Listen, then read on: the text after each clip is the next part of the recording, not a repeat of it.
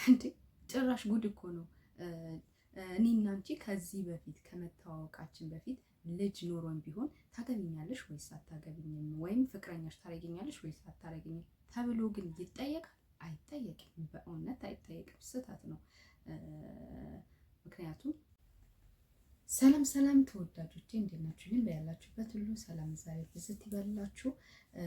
ዛሬም እንግዲህ በድጋሚ ሀይሚ እና ብሩኬ ሁለቱ ብቻ ብሩኬ ጠርቷት ሁለቱ ብቻ ተገናኝተዋል ማለት ነው።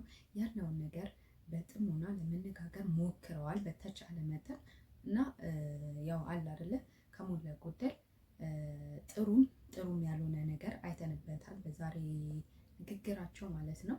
እና ያው ብሩኬ እራሱ ነው ሀይሚን የጠራት ዛሬ እና ሀይሚም ደግሞ ጥሪውን አክብራ መታለች። ያለውን ነገር በደንብ አድርጎ ዝርዝር አድርጎ ብትንትን አድርጎ ነግሯታል ማለት ነው። ግን እንደዛ ዝርዝር አድርጎ ብትንትን አድርጎ ከነገራት ነገሮች መካከል ብዙዎቹ በእኔ ሀሳብ ተቀባይነት አይኖረውም። ምክንያቱም የሚጠይቃቸው ጥያቄዎች በሙሉ እሱ ወንድ ስለሆነ ነው። እሷ ሴት ሆና ደግሞ ያንን መልስ ለመመለስ በጣም ያስቸግራል። እሱ በወንድ ማንነት ነው እየጠየቃት ያለው ያ ጥያቄና ትክክለኛ ጥያቄ አይደለም። እሷም ውድቅ አድርጋበታለች። ምክንያቱም ሴት የራሱ የምታስብበት የተሰጣ ጸጋ አለ፣ ወንድም በራሱ አንግል የሚያስብበት መንገድ አለ። ያ ነገር በሁለቱ ላይ ከፍተኛ ክፍተት አምጥቷል ማለት ነው። እስካሁን ድረስ የሚያመጣው ክፍተት ያን ነው እና በግድ ለማሳመን እየጣረ ነው ብሩኬ ማለት ነው። አሁንም በግድ ማሳመን ሳይሆን እንዴት አይነት እሷ የምትረዳበትን መንገድ መረዳት መቻል አለበት ብሩኬ ብዬ አስባለሁ። ለምሳሌ ከጠየቃት ጥያቄ ውስጥ ምንድን ነው ያላት? እኔ ከዚህ በፊት እኔና አንቺ በተተዋወቅን ጊዜ ላይ ልጅ ቢኖረኝ ኖሮ አትፈልጊኝም ነበር አላት ማለት ነው። ያ ጊዜና አሁን ያላችሁበት ማንነት ከፍተኛ ልዩነት አለው ብሩኬ። እንደዚህ በለህ ማፋጠጥ የለብህም፣ መጠየቅም የለብህም።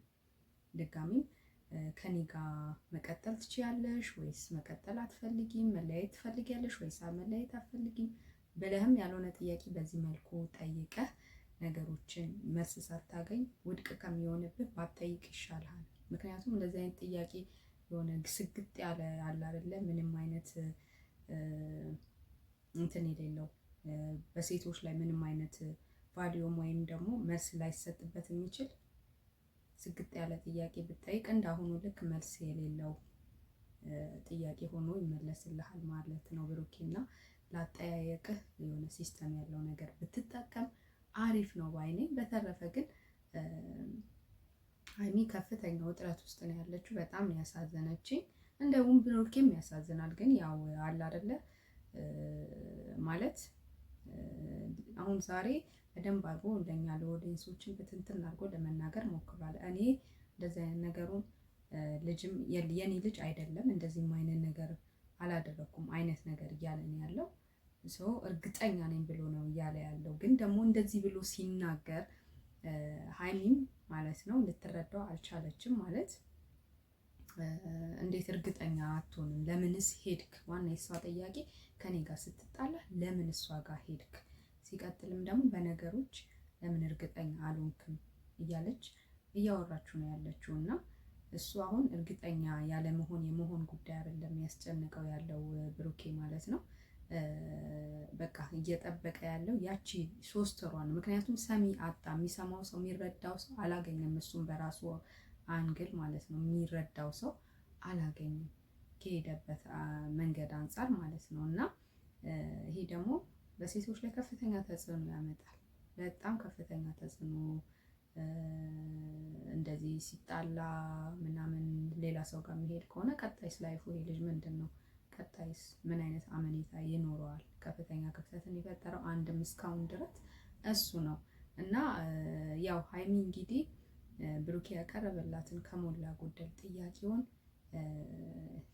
እንትን እያለች ነው፣ ለመቀበልም ላለመቀበልም ሁለት ልብ ውስጥ ነው የሆነችው። በቃ አለ አይደለ ጊዜ ስጠኝ እያለችው ነው ያለችው። ትክክል ናት። ጊዜ መስጠት አለባቸው። እዚህ ጋር ጋሽዬ እንደዚህ አታርጊ እኔ ስሚኝ እያሏት ነው። በዚህ ጋር የብሩኬ ወንድም እንደዚህ እያሏት ነው። በዚህ ጋር እንትና ሚፍታም እንደዚህ አድርግ እያለ ሀሳብ እየሰጣት ነው በብሩኬ ዙሪያ ላይ እና ይቺ ልጅ ቢያንስ ራሷን የምታዳምጥበት የሆነ ጊዜ ሊሰጣት ይገባል። ምክንያቱም ይሄ እንደዚህ ዝም ብላ የምትናገረው በዘፈቀደ ሰው ባላት ነገር የምትመራበት ነገር አይደለም።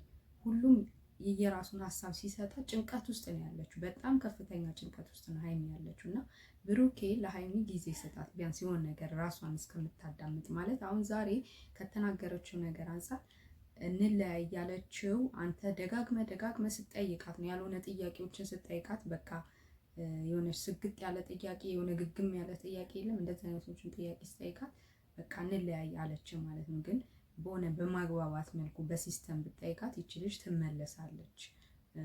መጀመሪያም እንዳለች ጊዜ ስጠኝ፣ ቢያንስ አሁን እንዴት እንድመልስልህ ትፈልጋለህ?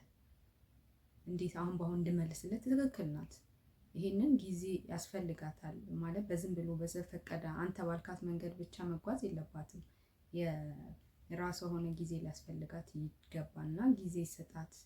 ከባድ ውሳኔ ስለሆነ ጊዜ ስጣት። ግን ያው ሀይሚዬ ያንን ነገር አስባ ድጋሚም ደግሞ ጊዜ ለራሷ ሰጥታ በደንብ ከራሷ ጋር ተነጋግራ ለነገሮች መፍትሄ ሰጥታ ለዚህ አሁን ለመጣባቸው ምንድን ነው የሚባለው ፈተና መፍትሄ ታመጣለች ብዬ አስባለሁ እንጂ በዚች እንትን ውስጥ እሷም ተስፋ ቆርጣ ከሱ ትለያያለች የሚል ሀሳብ የለኝም። ምክንያቱም ሀይሚ በጣም እንትን ናት፣ አርቆ ሀሳቢ ሴት ናት።